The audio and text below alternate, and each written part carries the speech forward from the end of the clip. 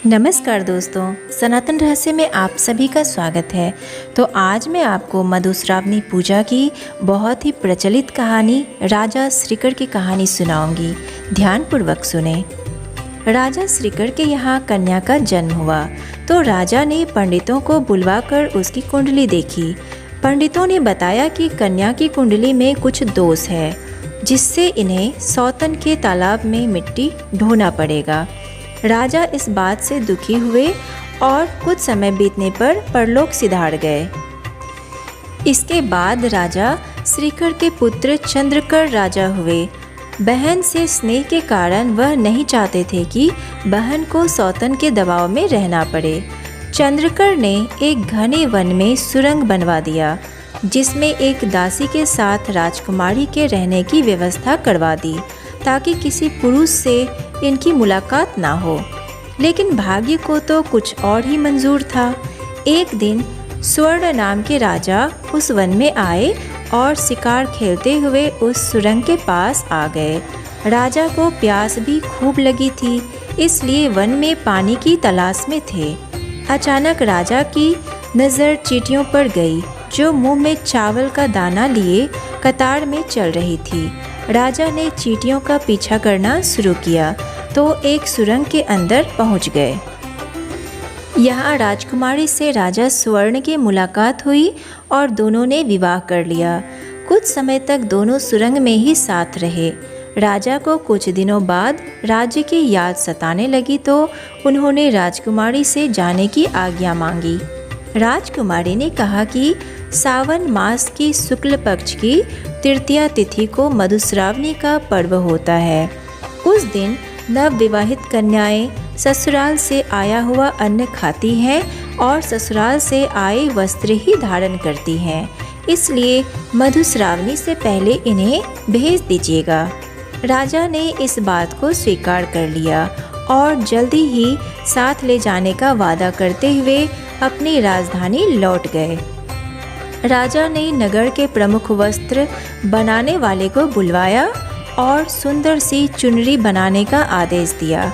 यह बात राजा की पहली पत्नी को पता चला तो उसने वस्त्र बनाने वाले को स्वर्ण का लालच देकर चुनरी पर छाती लाल झोंटा हाथ लिखने का आदेश दिया। इसका मतलब यह था कि तुम्हारी सौतन तुम्हारी छाती पर लाती मारेगी और बाल पकड़कर खींचेगी। वस्त्र बनाने वाले ने चुनरी को ऐसा लपेट दिया कि राजा यह समझ ही नहीं पाए कि इस पर कुछ लिखा भी है। राजा ने समय आने पर चुनरी को एक कौवे को पहुंचाने के लिए दिया। पौराणिक कथाओं में कौवे को भी संदेश वाहक के रूप में बताया गया है। कौवा वस्त्र लेकर जा रहे थे, लेकिन उसकी दृष्टि भोज पर गई, जिसे देखकर कौवा सब कुछ भूल गया और चुनरी को छोड़कर जूठन खाने लग गया। मधुश्रावणी के दिन वस्त्र और अन्न नहीं पहुंचने से राजकुमारी नाराज हो गई। राजकुमारी ने सफ़ेद फूल और सफ़ेद चंदन लेकर माता पार्वती की पूजा की और देवी से विनती करते हुए बोली कि जिस दिन राजा से उनकी भेंट हो उनकी आवाज़ चली जाए। दूसरी ओर राजकुमारी के भाई चंद्रकर को जब बहन की विवाह की बात पता चली तो वह नाराज हो गया और बहन को खाने पीने की चीज़ें भेजना बंद कर दिया। ऐसे में राजकुमारी और उनकी दासी को कई दिनों तक भूखा ही रहना पड़ा। इस बीच एक दिन पता चला कि पास में तालाब खोदने का काम चल रहा है, तो राजकुमारी अपनी दासी के साथ तालाब पर मिट्टी उठाने चली गई ताकि गुजारे के लिए धन मिल जाए। संयोग की बात है कि उस दिन राजा स्वर्ण भी वहां तालाब पर आए हुए थे, क्योंकि राजा की पहली पत्नी उस तालाब को खुदवा रही थी। राजा ने राजकुमारी को पहचान लिया और अपनी भूल के लिए क्षमा मांगी। राजा अपने साथ राजकुमारी को लेकर महल चले गए और राजकुमारी को रानी का स्थान दिलाया, लेकिन राजकुमारी अब बोल नहीं सकती थी। राजा को इसका कारण दासी से पता चला तो उन्होंने बताया कि उन्होंने तो चुनरी भेजी थी। राजा ने जब घटना की जांच करवाई तो सारी बातें सामने आ गई और तब पता चला कि यह सारी उलझन कौवे की वजह से हुई है।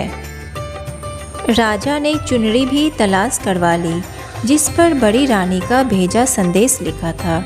राजा इस बात से बड़ी रानी पर नाराज हुए और उन्हें मृत्यु दंड दिया। अगले वर्ष जब मधुश्रावणी आई तो राजकुमारी ने लाल फूलों और लाल वस्त्र से माता पार्वती का पूजन किया और आवाज़ लौटाने की प्रार्थना की, जिससे राजकुमारी की वाणी लौट आई।